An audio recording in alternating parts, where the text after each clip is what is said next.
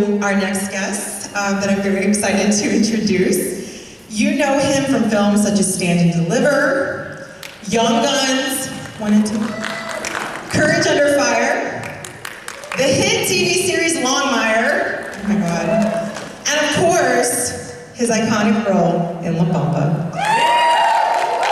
Please give it up for our hometown boy, Lou Diamond Phillips, everybody! Come on, go here!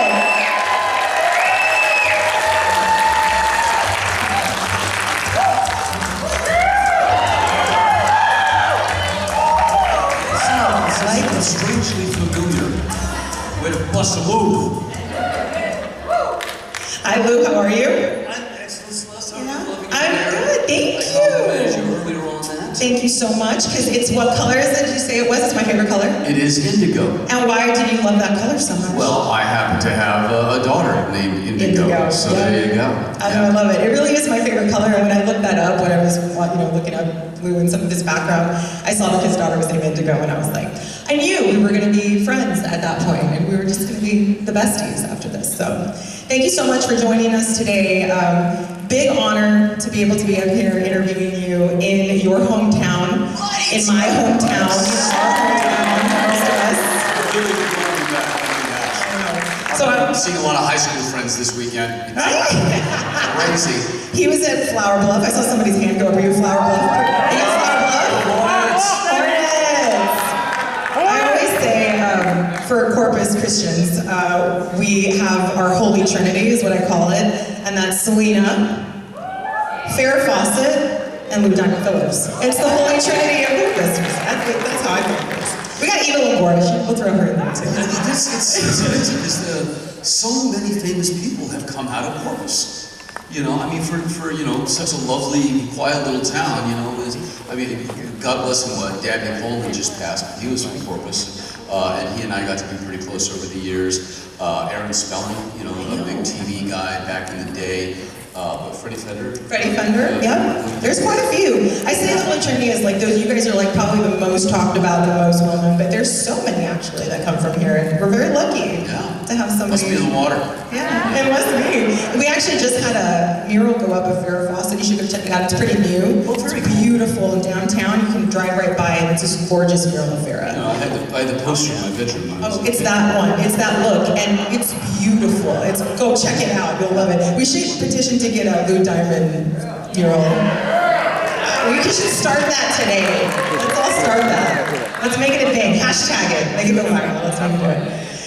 So, although you grew up in Corpus and you did go to Flower Bluff High School, go Hornets, you are not originally from here. You weren't born here. You're actually born in the Philippines. I was. And how did that kind of come to be where you ended up in Corpus Christi?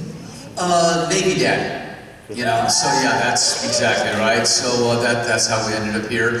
I was born in the Philippines, Subic Bay Naval Air Station, left before I was a year old, and then stationed in a lot of places. So I moved every couple of years, but finally, thank goodness, settled down here in Corpus, for my teenage years.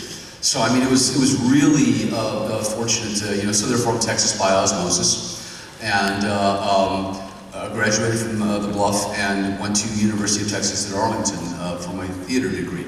So yeah, right, and just really fortunate to have had this state and these people, in my life. Yeah, awesome. Yeah, Texas boy. You claim Texas, you claim Corpus Christi. I love it. I claim Texas. My dad still lives here. Lives out there in Flower Bluff. He does still live here. Oh, he does. I love it. And he sounds like this. That's how he talks. Hey, boy. Hollywood weirdos kind of messing you up now? No? Why don't you come on home, we'll go fishing, huh? I love it. I love it. Well, and not only that, another kind of Corpus Christi staple. Can we talk about your job? One of your first jobs when you were in high school? I'm wearing a Whataburger shirt right now. Y'all right. Thank you, crew chief. Employee of the month. Right? Whataburger. Yeah. Speaking of my dad, it's funny because I used to, if I worked the late shift, I would bring him a burger home at night. And man, I started, like packing the jalapenos on it. right? And just every day I was just waiting for a reaction. I just kept putting more and more jalapenos. He likes jalapenos. Yeah, but you were like layering. Yeah, there was like more jalapenos than beef at one point, and I could never get a reaction out of it. Did he know you were doing that? He was just he wasn't gonna give me the satisfaction. He wouldn't give it to you. Well, you have it your way. That's the whole thing about Whataburger. You can make any concoction. What is it like? How many hundreds of versions of Whataburgers can we have? They put that out there in their advertising. What's your favorite Whataburger? Well, see, they got all this new stuff now that you got patty melts and stuff. Oh yeah, that's one of my favorites. See, back then it was just the burger with you get 2 patties or one. Which one do you want? Cheese, no cheese. I mean the classic is fantastic. Oh yeah, can't go wrong.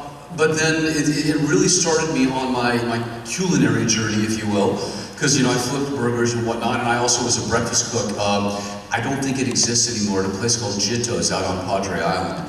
I used to do breakfast cooking, and it was my first brush with fame. One morning, this guy walks in with red hair and a bandana. Had the munchies, I don't know why. Was this in the Bluff? It was out on the island. Oh, it was in the island? Yeah, it was Willie Nelson, Oh, yeah. And I think I'll have it in around And so, I got to make Willie Nelson an omelet when I was 17 years old. That's great. Yeah. I like it. So, are you going to hit a Whataburger before you leave Corpus Christi? I'm going to have to. You're going to have to. Come on.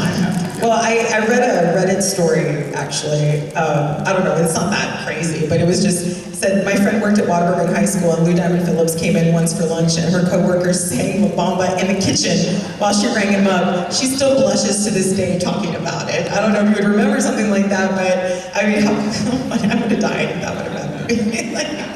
No, it happens a lot. I'm sure it does. I'm sure it does. Yeah, everywhere I go. I'm sure. Yeah, talking about airworms, man. Yeah. So it's and well, you were gonna do it. You were gonna. Okay, so I'm gonna get into Bamba all the time. So I asked him. I like to kind of touch base and kind of preface with some of our guests because I don't want to, do things that are cliche or you've been asked a million times and you're still gonna get asked these a million times. But I figured we would get something out of our system collectively as a group, so that we can do it once and then you don't have to do it again, and you don't have to do it with him again this whole time he's here. Okay? So before we get into La Bamba, on the count of 3, I want all of us to do this together. I want us to scream. You know it. All right, ready? 1, 2, 3.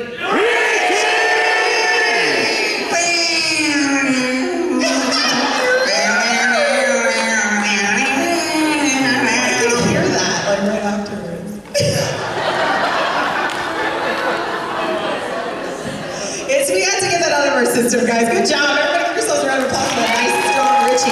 You gotta do it from the gut. You gotta do it from the gut with feeling, for sure. So let's get into La Bamba, you guys. One of the most iconic movies, I think. I mean, for so many people, for here for sure, for me personally, I watched that I can't even probably count how many times I watched that at home when I was with my brother and the family. Had major crush on you. Still have a major crush on you, but don't tell me. Anyway.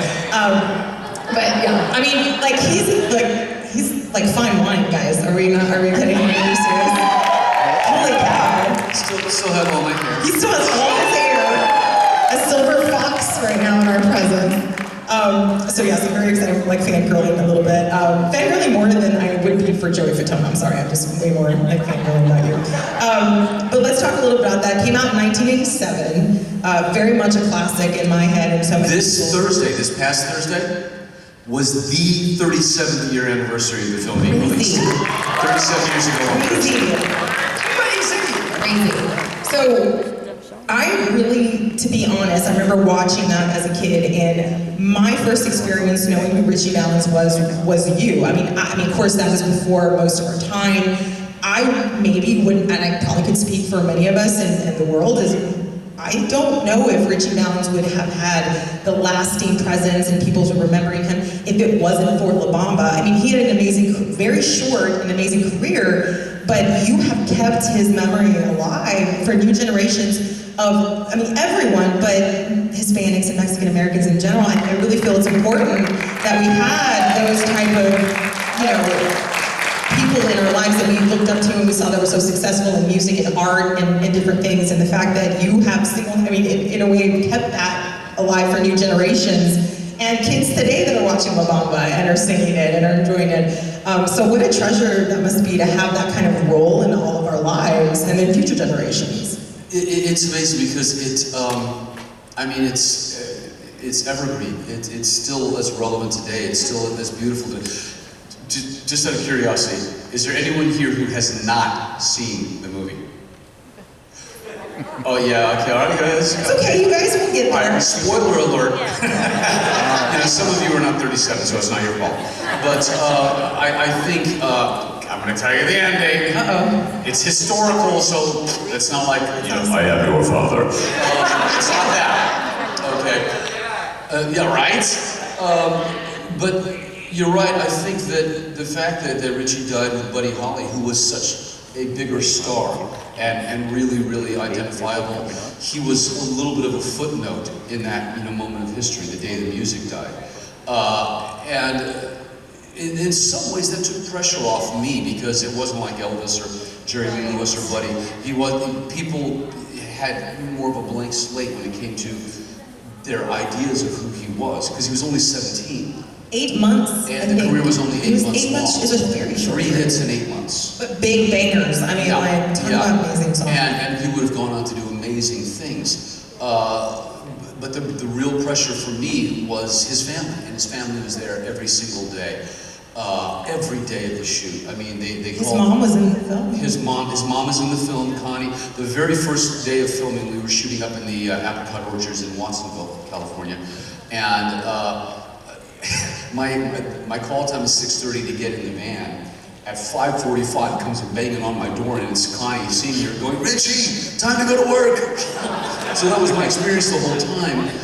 And the last time I saw her alive was a Richie Valens Day in Los Angeles. Tom Bradley was the mayor of LA at that time, and he was giving a speech, and I was standing next to Connie, and Connie was in a wheelchair at that point because she had a terminal illness, but she held on to see the movie come out. And I felt her grab my hand, and I looked down at her, and she looked up at me, and she said, "You gave me my son back." And so, yeah. So there's so much heart in the film. It's being screened next week at the Hollywood Cemetery, the Forever Cemetery. They did the summer series there. And I'm a governor of the Actors Branch of the Academy. We're screening La Bamba at the Academy Museum in Los Angeles on the 17th of August. So I'll be out there to do the Q&A of that. And Danny Valdez, our co-producer, who played my uncle in the movie as well, will be there. So, yeah. I mean, it really, that's awesome, guys. I mean, it means so much to so many of us. I mean, again, this has, no pun intended, it's very close to home, obviously for us and the culture here. I'll be interviewing Christian Serratos on Sunday, and she actually did the Netflix series Selena. So again, these are really important things for us, as in this culture, as being a Mexican American and Hispanic. These roles are so important. And now I know that you're half Filipino. You're not necessarily Hispanic, although I feel like honorary no matter what, because you came from Corpus Christi. So I mean, come on, you're Latino adjacent. But it's not like you didn't deep dive or do your research.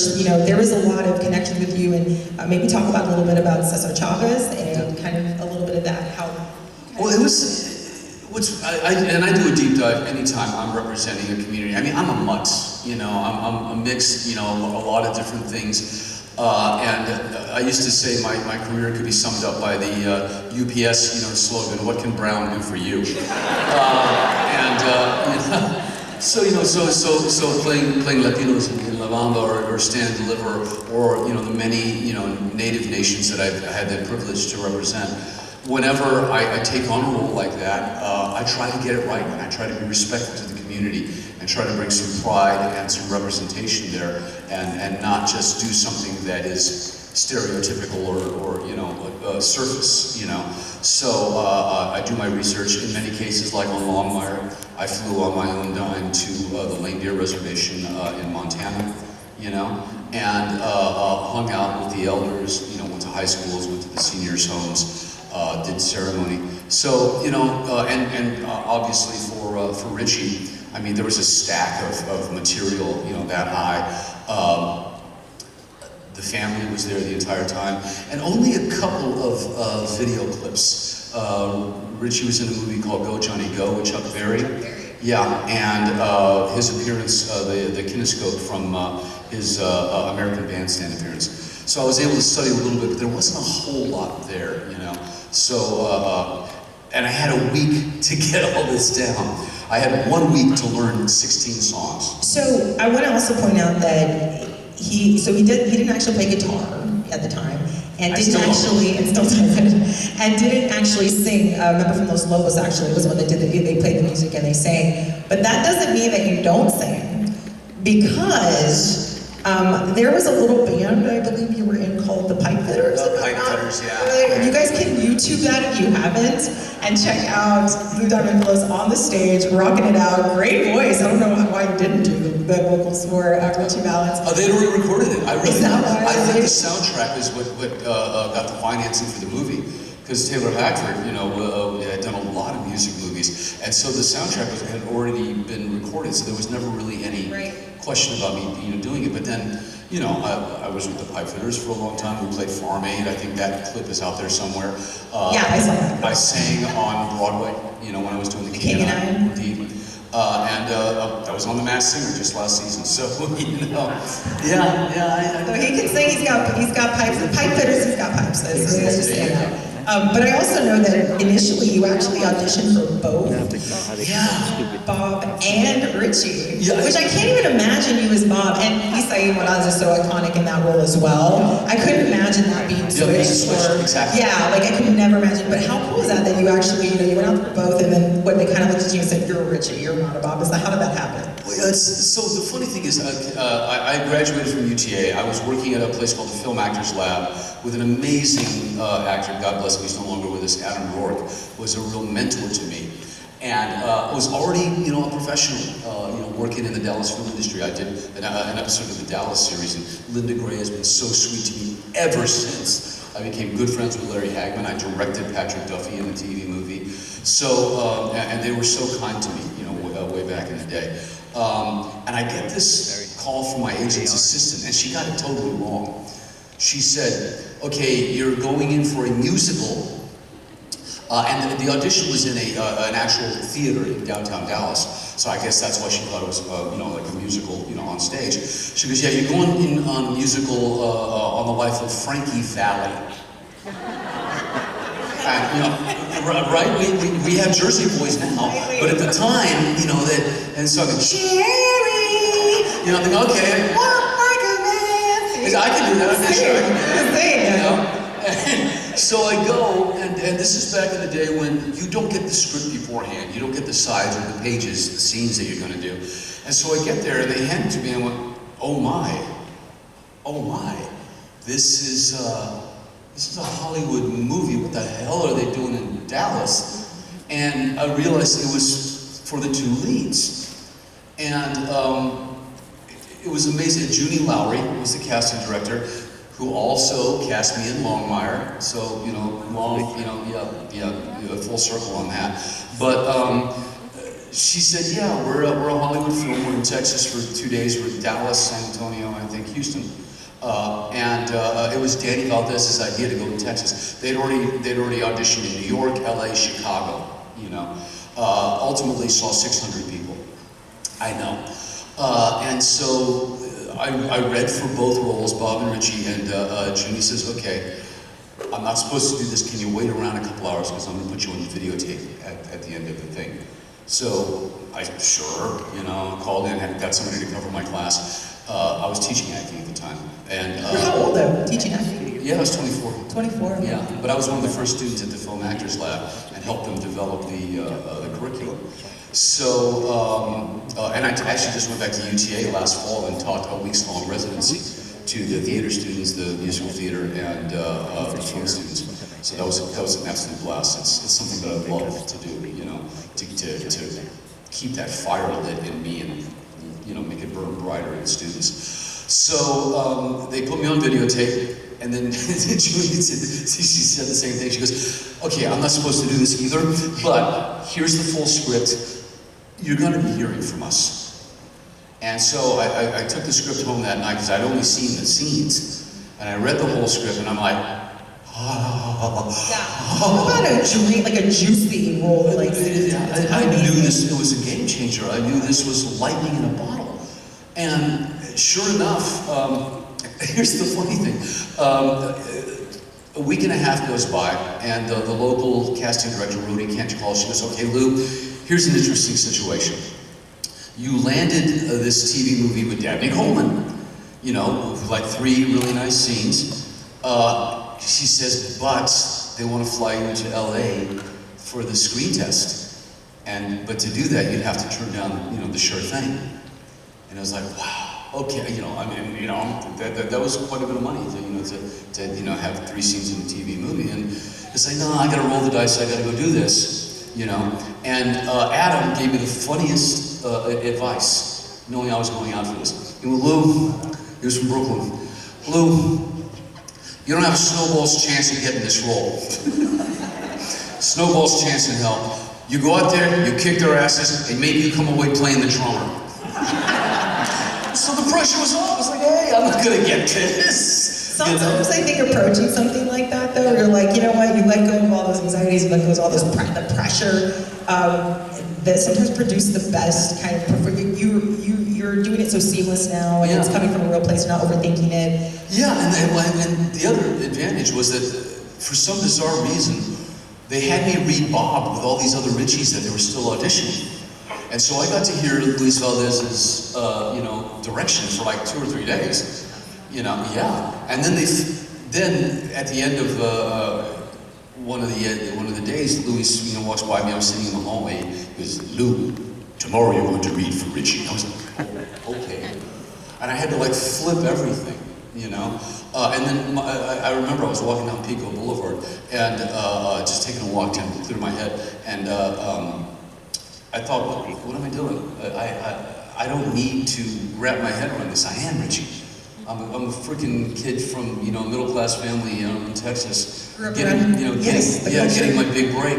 I don't have to make believe about chasing my dream. It's there. And again, similar to I know I keep drawing connections to Selena, some of our other hometown heroes, but Richie Valens didn't speak Spanish. Yeah. And I think a lot of us can identify with that too. I'm a 3rd generation. I don't speak Spanish. People think I do, but I don't. Yeah. And you didn't either. So you came from a place where I feel like you knew him deep down.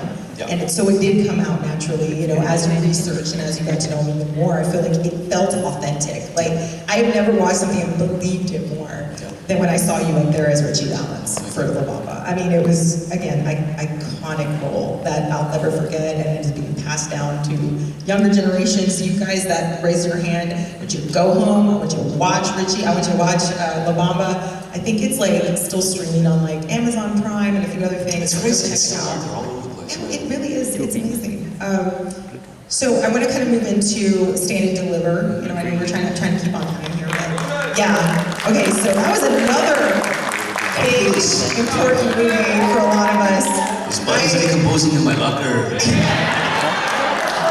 Another role that I think connected to a lot of us here. I know I watched it in school. Did any of you guys watch it in school, right? Like your teachers all busted out the VCR and they were like, let's put it Stand and Deliver. To inspire us. I sucked at math. It didn't get me better at math, I'll tell you that right now. But I mean, what a cool movie. And my dad's a teacher. So I connected to that movie a lot just because of that type of he cared and he tried, and I also went to, you guys are familiar with Miller High School. I go Bucks, there you go. I didn't live in the area that Miller is in that district. I lived by Carroll, actually. But my dad and my mom both graduated from Miller. They were high school sweethearts. They got married. They're still married, my mom and dad. And my dad became a teacher. And so there was a lot of roots there for me. I went to church on that side of town. So I ended up going to Miller. I opted to go to Miller. And so that, you guys know, I don't have to say this out loud, but there is a certain perception of certain schools in certain areas, and that was very much a big movie for a lot of, to show people you can, you don't have to fit into this box, this stereotype, and there's more. You can, there's the possibilities, kind of showing you those things. And that movie was really impactful, I think, for so many of us because of that. And your role, now your role wasn't an actual person. It was more of like a compilation. He was yeah, exactly, a hybrid of a lot of the gangbangers that were in Kimo's class. So it wasn't a specific person, but more of a type. Yeah, exactly. Yeah. And Edward James Olmos was fantastic in this movie too. Oscar Oh nominated. my God, talk about like one day we got what was that like working? I was going to ask you also about Isai Morales as well, but these actors that you've gotten to know, do you still keep in touch with them? Or are you still talking? Oh God, yeah. I saw Eddie like a month ago. Nice. You know, Eddie does conventions as well. So where the heck were we? It's all a blur now. But yeah, no, I see Eddie all the time. I spoke with Emilio on the phone last week from Young Guns. Kiefer and I are still tight. Dermot and I still see each other all the time. That's awesome. So yeah, you know. Are there any text chains that you guys still? Sometimes. Yeah. Yeah. I love it. It's it. Like Jason Patrick and Kiefer and I end up in the same cons together a lot. So it's the young lost gun boys. You know, I like that. I love it. But it's funny because, so I did La Bamba, right, which was in the summer of 1986. I got paid scale. So about $6,000 is what I made on that movie. All right, I know. And I gave half of it to my mother, like Richie would have. So by the time December rolls around, I'm almost out of money. I got 3 roommates in LA, and you know, I'm gonna have to come back to Texas, you know? And then all of a sudden I auditioned for a television show called Crime Story that Bonnie Timmerman was the casting director for. I did not get that role, but within a week, they called and said, oh, Bonnie also casts Miami Vice. And, you know, they offered me a role on Miami Vice. And what's funny is that episode called Red Tape, Viggo Mortensen is my partner in the first 5 minutes of the episode, and Annette Bening is the girlfriend of the bad guy. Yeah, crazy. So the connection goes a little deeper. I have one scene with Eddie Olmos, okay? And Eddie had done Zoot Suit with Luis Valdez and Danny Valdez, you know? He knew that I, you know, was in La Bamba, but it wasn't due to come out for like a full year, not until July of '87. So like I said, I'm out of money. And I do the scene with Eddie, and so Eddie knows, you know, that I had done La Bamba. And we do the scene, and when we finish the scene, Eddie goes, what are you doing next month? Nothing, you want to have lunch? You know? Because I'm doing this film, it's an important film. Yeah, you need to be in this film with me. Okay. And he writes down a number, he goes, you call this guy when you get back to LA. And I get back to LA, make the phone call, it's Ramon Menendez, the director. We set up a meeting, and that's how I got in Stand and Delivered. Yeah. And your role really stood out to me too. I mean, obviously everybody's almost was a pivotal in that movie. But talk about, I mean, you were nominated for a Golden Globe for Best Supporting Actor for that role.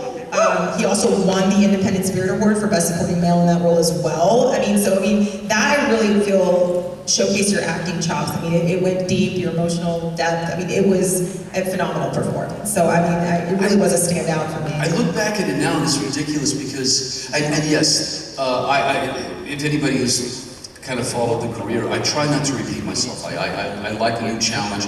I love creating characters that are full human beings, and because I'm theater trained, and because I did the classics and modern things in comedy and drama and supporting and lead. This is my philosophy even in Hollywood. And my first 3 films could not be more different from one another. In Hollywood, La Bamba, Stand and Deliver, and Young Guns, were my first 3 films in Hollywood. So, and that kind of what set me on having what is now almost a 40-year career. That's incredible, you guys. I mean, I could sit here, I'm looking at time right now, I could sit here and talk about everything. I would love to talk about Young Guns, I would love to talk about Curtain of Fire. There's so many different things, but we gotta talk about Longmire before we open it up for questions. We are gonna open it up for questions here in a few minutes. If you guys wanna start lining up, we're gonna talk a little bit about Longmire, get your questions, start lining up, and we'll start taking you here in a few minutes. But love Longmire. Have you guys seen TV series Longmire? It's amazing, please watch it. He played Henry Standing Bear of the Cheyenne. You mentioned that you did some of that. I did have that research at the Reindeer Reservations, that with the tribal team. You really deep dived that, got to know the role of Henry Standing Bear. What a phenomenal character in this show. Just to kind of watch you, I love that you don't use contractions. I just think that's the coolest. Like, but it's not in, I'm be careful the way I say this, like, it's not a stereotypical way. It's not like a Tonto type thing. I don't know if I would saying that, but it's a thoughtful way. It came from the books, so it came from the source material, but it's done in such a way where it almost feels like when you speak, you want to make sure that you're clear on what you're saying and how you're saying. It's almost the lack of contractions that makes what you're saying a little more powerful, or more direct, or more, I can't put my finger on it, but so really love the way that you did that dialogue and approach that. Well, Craig Johnson is a dear friend who wrote the novels. He saw my audition, and I took out the contractions because I'd read the books. You know, as soon as I knew I had the audition, I went out and got the books, read them, you know, and said, oh, the character doesn't speak with the contractions, you know. And so, as soon as he saw my audition, he when he's read the books! And so I became the contraction police, you know, from then on. You know, and anytime there was, you know, a contraction, I would turn to the writers and go, no, you gotta take that out. And I love Craig's reasoning behind it, because, and I'm reading First Frost right now, which is the latest Longmire mystery. Henry went to Berkeley. He was a member of AIM, the American Indian Movement. He is a very, very urbane, intelligent guy. Brilliant, yeah. And the reason he does not use contractions is it's his way of telling the white man, I speak English better than you. Oh, I love that. I love that. Yeah. I hadn't actually read that. And I was also curious, I was going to ask you, like, what was the purpose of that? Because I knew it came from the book, but I was like, why did he have him do that? Yeah. And if we talk about such a great show, I will say it was done in Injustice when it was, you know, initially it was on A&E. Yeah. And it was the most watched original series on A&E, and it got canceled. Like, what the heck? Because they decided they decided it didn't appeal to their, you know, execs, you know, what do you do? Like a demographic, I guess they were looking for. But I mean, it had the ratings, it had the watch. Thank God you have Netflix. Yeah. And Netflix has resurrected a ton of shows. You was originally not on Netflix. What was the one about the guy? He plays the devil. You know what I'm talking about? Oh yeah. Lucifer. I watched that whole series and I just blanked right now. Lucifer. I think about like My So-Called Life when I was a kid. They didn't pick that up. They didn't have a Netflix to pick that up. I'm so glad that Netflix realized and knew what a fantastic show that was, and you got to run like 3 more seasons on Netflix. Guys, I mean, go check it out on Netflix. It's still up now. Go watch those series. Incredible, and he's an incredible performer on that show. My last question on this is. Is this one not working? Just do 2. The echo. It's stereo. Now, the last question, I hope this comes across, because very, very, very different shows, and it's very, very different shows. But do you feel like shows like Longmire set the stage and paved the way for shows like Yellowstone and things in that setting, right? 100%. Guys, like, that I really feel like Longmire set the stage. Very different shows still, I mean, very different, but that backdrop, that the tension between the res and, you know, authorities in that area in Wyoming. I mean, I really saw that, and I was like, wow, it's almost like, you know, Longmire walks so that Yellowstone can run. I mean, it really did kind of pave that way. 100%, and I feel the same way about Young Guns. I mean, Young Guns was the first hit Western in decades, and because of the success of Young Guns, we got Silverado and The Unforgiven and a few others. All of a sudden, the Western was interesting again. Absolutely, and I credit that with you guys. Y'all give it up, again, for all the amazing things that people produce and created. For some questions now, I know I've been along, so can you give your name and state your question? Okay. Hi, my name is Kai. I had a question. So recently, for the last day of school in math class, I got to watch Stand and Deliver, which I had honestly never heard of. But as soon as I watched it, I was like, oh my gosh, this is my new, like, this is in my top 10. And a lot of kids weren't paying attention, and I was like, but I was wondering if you ever felt like it could possibly like give off a bad, like further like emphasize a stereotype instead of trying to like diminish it. Well, first of all, Stand and Deliver is a true story. So, you know, there's that. I kind of see what you're saying. Yeah, but when you have stereotypes exist for a reason, because they exist in life. There are gang members in life. There are still gang members in East Los Angeles. I have a movie coming out later, it's going to do the festivals first, about gangs on the native reservations, you know? So, Reservoir Dogs kind of. Yeah. So as far as the thing about playing a gang member or a drug dealer or anything else that really exists, to me, it's making that person whole and making you understand them and understanding what their lives are like. A lot of times I tell young acting students, I played Richard Ramirez, the Night Stalker, you know, a serial killer. It's like, you cannot judge your characters. You have to understand them, you have to get into their head, and you cannot be winking at the audience saying, this isn't me, you know? So you have to play it completely and do it. And for that particular film, by the way, Danny Villarreal, who played Chuco, was a gang member. And he was a PA on the film, and they were having a hard time casting, you know, that guy, you know, that could capture, you know, the leader of the gang. And I was already riding around East LA, and Danny was showing me all the, you know, my buddy of mine got shot there, and we broke into this place over here, and we robbed this liquor store. You know what I mean? I mean, just like, once again, deep dive, soaking up the truth. And then one day, it was Eddie Olmos. We got a week's worth of rehearsal. Eddie, they couldn't find an actor to play that role, and he looked over and he went, wait a second. Danny, come here, read this role. We did the scene together, and he got cast on the spot. Yeah, it was perfect.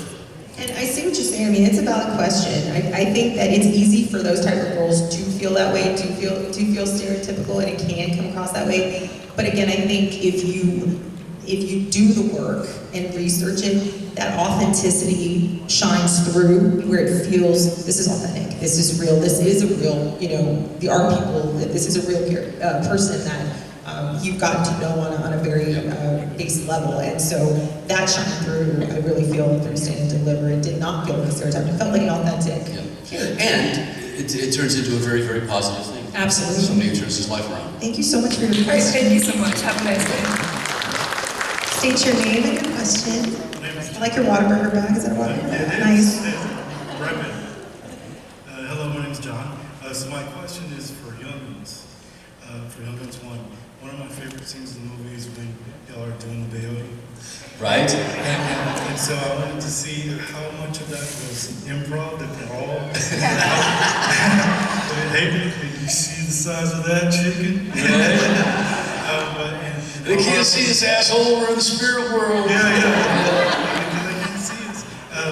So, and how hard was it to keep straight faces during those scenes? Believe me. I mean, some people had seen the site that I did, or the Brooklyn Nine-Nine. I love doing comedy, and man, I don't think I ever got a full take through any of those. But the peyote scene, and first of all, John Fusco wrote a great script. There was no need to improv or ad-lib or anything else, you know. I mean, all those lines were in there, you know. And John was on the set every day. It was fantastic. The one thing about the peyote scene for me, and I'm the straight dude in it, you know what I mean? But the makeup was my idea. Because in my research, it's like, you know, if you're going to enter the spirit world, many times you have to, there you go, brother, you have to disguise yourself as a spirit. And so that's, you know, they were all like, wow, you know, nobody knew I was going to do that.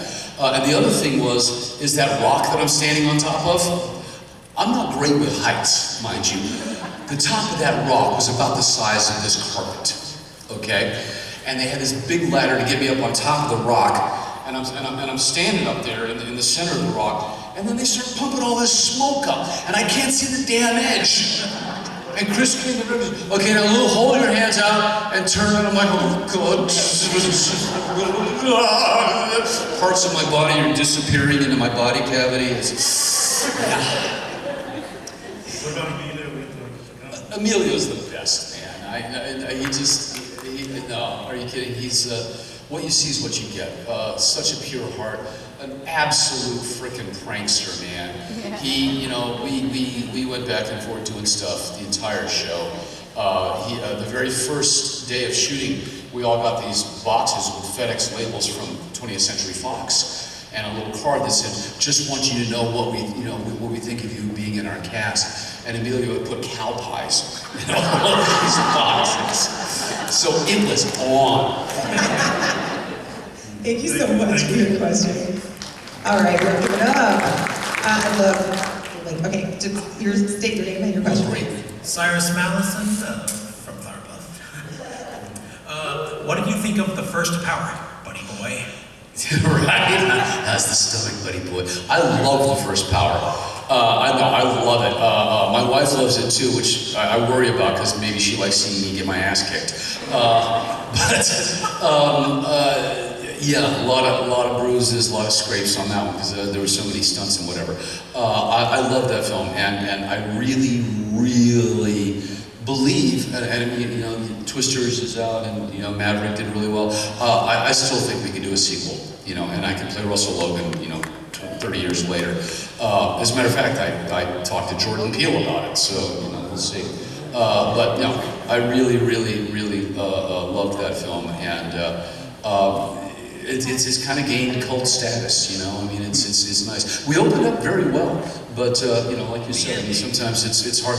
The studio execs sometimes don't know what they have, and they don't know how to, you know, market things. I mean, The Big Hit opened up at #1, and then they didn't have any more money for, you know, advertisement after that. It's like, you just killed us, you know? Hindsight's 20/20. I mean, that's why things develop into cult classics, like after so much time goes by, and it's like, you didn't realize what you had when you had it, but at least better late than never. Like, you know, people appreciate that. Thank you so much for your question. Love it, nice. All right, say your name and your question. Hello, Jonathan. I don't know if you remember me. I sent you an email and you gave my wife a birthday shout out, Chrissy E. Oh, excellent! Very cool. About Joe Coy, remember? Yeah, oh yeah, there you go. You were in New York when you filmed that birthday shout out. That's hilarious, man. Yeah, Joe Coy did a concert down here, and I'm sitting at home in New York City in my freaking pajamas and stuff, and like sweats and He said, "Thank God I wasn't naked." Yeah, right. I see Joe Coy, I said, "What the hell?" You know? Yeah. And then he goes, "Hey Lou, guess what? You're on the big screen." It's wild. So, of course, my wife Chrissy E is a ton artist, so we've been doing a lot of music videos, a lot of music and stuff. We just got through doing a music video in San Antonio. So, my question to you, and a lot of people don't know this, what was it like shooting a music video with Michael Jackson? That Liberian Girl. It was an absolute blast because mainly we're literally in that soundstage with all of those unbelievable actors. Phenomenal. So I mean, it was just a cool hang. What's funny is that Michael never showed up. They did the one shot of him afterwards, after everybody was gone. But yeah, all the dialogue that they had written for us and all those little, you know, vignettes, that's really what we were talking about. And so it's like, so he invited you as, I don't see, did he just punk us all, you know, and we all showed up? Yeah, it was fun. Video. The other music video that I absolutely love that the young generation, the kids like this one. Imagine Dragons. Imagine Dragons, Radioactive. Yeah, I'm like the Tony Montana of Muppet Death Matches. Oh, it's fantastic. If you've not seen the music video for Radioactive, it's way cool. Go check it out. Yeah. And I'm also, And Alexandria Daddario. Yes. Yep. I'm also Filipino, Hawaiian, Puerto Rican, Filipino. Oo talaga. Never back up, never give up, my golly. Wala ka naman. Thank you so much. All right, Spangler, let's go. Give your name. Hello again. It is you again, Willie. We met for 12 years with your old friend Danny Ray Jackson, Yes, indeed. and I was so happy to see you. I'm so glad we met. We're really glad to see you again. And it's me, SpongeBob SquarePants, and I'd like to ask you a question. Oh, I'd like Well done. Give it up. That's a good SpongeBob, actually. That's pretty solid. Patrick, I need to ask you a question. What is your favorite movie of your career? I I don't have one. You know what my stock answer is? I love the genre of employment. So I've just been so fortunate to have films that have resonated and have been hits. Even some of the ones that the 33 is one that comes to mind that I absolutely love with Antonio Banderas. About the Chilean miners. That's a beautiful film. Was a little underseen, but I get to continue to do challenging work that I'm very, very grateful for. Like Longmire recently, Prodigal Son was, I loved that show. I wish, once again, I don't know why the network execs canceled it because our numbers were good. We were just expensive. I had a friend of mine come up to me and he knew I was interviewing you and he was just so adamant about it. He was like, dude, Prodigal Son, why did they do that? He was so excited. I was like, calm down, because he got in my face about it and I was like, I'll try to ask him about it. But yeah, he was so adamant. He's like, this is such a good show. Yeah. And he's like, I hate that they canceled that. And it's just sometimes... I don't know how they think. But to answer your question, I'm grateful for every time I get to do a new role and continue to act. I got my first professional gig when I was 19 years old. So yes, it has been 4 decades that I've been acting. What a career, guys. Yeah. That's amazing. We have maybe time for one more question. Thank you so much for your question. Well, thank you very much, Lou Diamond Phillips. Thank you so much. I love this. Wait, I know. Do I have to tell you? Do I have to tell you? You don't, but I'm like blinking. I fart in your general direction. Your father was a hamster and your mother smelled of elderberries. State your name and your question. All right, my name is Cooper, and my question is about La Bamba. What was your favorite part about it? About what? About La Bamba. Wow. It had to have been the family, being so close to the family. I mean, the real Bob was there. As a matter of fact, in my screen test, I no longer smoke, but at the time I did. There was another guy still up for the role. He was like a soap star from back then. And I was standing outside having a smoke while the other guy was doing the screen test. And this red convertible T-Bird pulls up, and a Chicano cat in a white tank top and a black leather vest, and the wraparound Balaramas gets out me. And I went, oh my God, that's the real Bob, That's so And and Bob told me later, he goes, oh boy, I knew it was you. I knew it was you as soon as I saw you, And so they were such a touchstone for me, because I was scared to death, bro. I mean, like on the 3rd day of filming, I had to do this scene where I was in the backyard on a swing, and I don't play the guitar. I had to learn all the fingering by rote. And Jim Fox, an amazing guitar player, was there every day, helping me. And now I'm on this stupid swing, and the first couple of takes don't go well at all. And Taylor Hackford, the producer, walks up to me and he goes, kid, you either knock this out of the park or we're sending you back to Texas. And so I was scared shitless for the rest of the show that I was going to be fired. But the family and Danny Valdez were really supportive of me. that's so great. Thank you so much for your question. Thank you, guys. I'm just going to leave you guys with, I'd love for you to mention any upcoming projects that you're okay to talk about, just so people can look out for it. A couple of things. Like I said, I've got a couple of independent films. Just won Best Actor and Best Picture for a little movie called Et Tu with Malcolm McDowell. It's a horror black comedy, crazy film.